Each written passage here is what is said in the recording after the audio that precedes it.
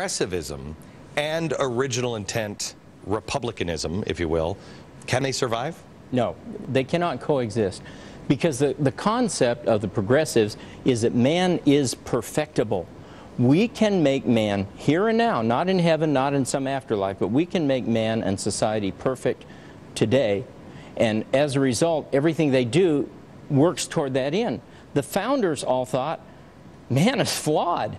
We're flawed. Not one of the founders would have thought he was perfectible in this life. And they put in institutional safeguards. So, okay, so hang on just a second, because this is where America, I think this is what you really have to understand. What Larry is saying here is critical to understand, because there are no safeguards. This is why progressivism or Marxism always goes bad, because you can't perfect man, so it has to become more and more brutal. And men are flawed as well, who are running it, and sometimes their ego takes control.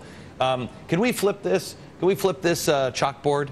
Because Thomas Jefferson talked about this very thing, and the difference, I think this would be a fundamental difference here. The two enemies of the people are criminals and government. So let us tie the second down with the chains of the Constitution, so the second will not become the legalized version of the first. That's the founders saying, you're never going to be able to perfect people. It's always going to be this way. If you give somebody too much power, eventually that power will corrupt that person and ultimately the nation. You have to have a separation of powers according to the founders. Wilson wanted a centralization of power, because you have to centralize power in order to accomplish government programs to redistribute the wealth and improve society along the direction the progressives wanted. Okay, so when you hear the President of the United States talk about progressivism, and then he says, I want to fundamentally transform America, I'm going to ask each of you. Larry, I'm going to start with you. What does that say to you? What does that mean to you? What is the visceral or intellectual reaction either way? Well, my skin crawls, because it means the Constitution isn't good enough. What we have protecting our country today is not my vision of the country, and I have to get away from whatever we have today. It's dangerous and just really radical. It's the most radical thing any president has ever said. Burton? Well, it's the same thing, because it means that we're not going to have rule of law. We're going to have rule by men, an educated elite of men. Power will be transferred to these people, and we will be governed by a small elite. This is the czars. This is the, this company gets a bailout, but this company doesn't. That's correct. Right? Okay. Exactly. And RJ, what does it mean to you? Well, Glenn, liberals have realized that the word liberal is a dirty word in American politics. It has been since the political debate in the 1980s. They've latched on to this idea of progressives because it sounds like a nicer word, but it also accurately reflects their view of the state. All right. But RJ, isn't it true that progressive was a hot word? Liberal meant something entirely different around the turn of the century here in America. It meant maximum amount of freedom. It meant small government. It was more of a libertarian kind of idea. And then the progressives came in. They permeated both parties. It became popular until America saw what it was. And then it kind of really had to, it kind of had to shed the, well, people aren't really digging this. And they kind of had to go underground into the liberal thing. Then they destroyed the word liberal because it meant progressive, and then they dusted the word off progressive again and said, no, we have the answer, it's progress. Isn't this have we gone full circle here? The term liberalism was hijacked from our founders, from the founding generation. Maybe the clearest progressive on this, Glenn, is the progressive philosopher John Dewey, who was a very influential figure in the early part of the 20th century. And he hijacked the term liberalism for the progressives. He said, well, there's the old liberalism, that's the liberalism of the Declaration of Independence, where it's about the liberty of the individual. Two places here when we come back. I want to show you, America, how they have changed our history books. and why they did that. And it goes back again to the Founding Fathers. They had to disconnect us from our Founding Fathers and the roots. And how they did that in the court system as well around 1920, and why they did that.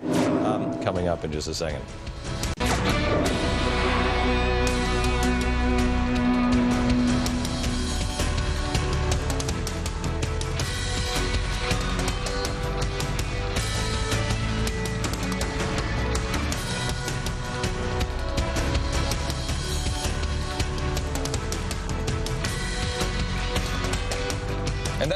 And that's really what progressive means. Instead of a revolution, which you'd never accept, it's an evolution. It's just slow progress. It's ever evolving. It's living.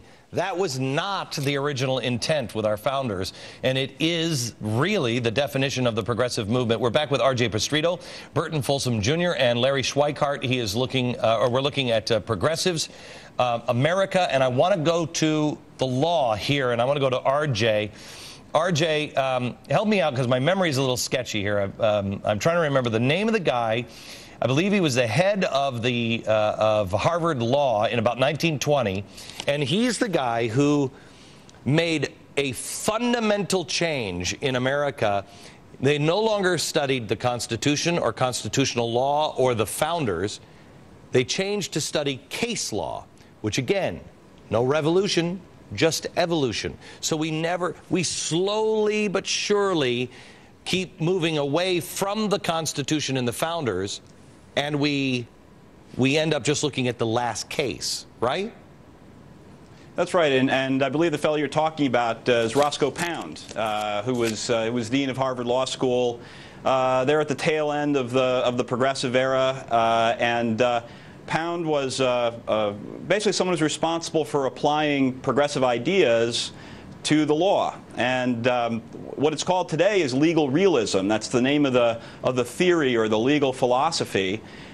And basically what legal realism does, Glenn, is it tries to take what the Constitution says, which isn't what a lot of these judges think it needs to say, and through case law, through decisions, they apply it. They, shall we say, read it flexibly, liberally, right, and make it say what they think it needs to say. And therefore, what you look at, what you study when you study law, is not the law itself, is not the Constitution, but what other judges have said the law means. Exactly right. And that's why it's a case law approach. It would be like if you're repairing or restoring a car and you never go back to the original schematic of the car, you just see all of the repairs and what everybody has done to the car.